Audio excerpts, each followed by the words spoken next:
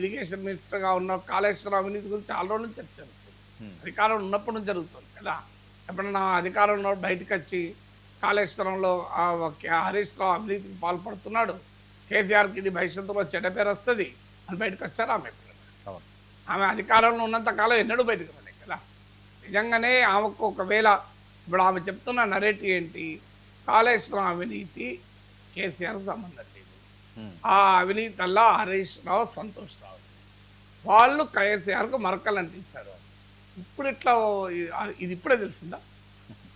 ఎలక్షన్స్లో ఓడిపోయాక అది కూడా 15 నెలలు అయ్యాక ఇది తెలియదు. కాళేశ్వరంలో పీసీ ఘోష్ కమిషన్ వేసాక పీసీ ఘోష్ కమిషన్ కేసీఆర్నే తప్పు పట్టాక ఇప్పుడు కేసీఆర్కు మరకలు అంటిస్తున్నారని అవినీతి గురించి, హరీష్ రావు అవినీతి గురించి నాకు తెలిసిందంటే ఎట్లా కష్టం అంటే నీకు ఒకవేళ అది ఆ ఆర్గ్యుమెంట్ నిజమైతే కేసీఆర్కు సంబంధం లేకుండా హరీష్ రావు ఒక్కడే అవినీతికి పాల్పడి, కేసీఆర్కు అవినీతికి హరీష్ రావు, సంతోష్ రావులే పాల్పడి అది కేసీఆర్కు చెడ్డపేరు తెస్తున్నాను కదా కవిత ఆర్గ్యుమెంట్.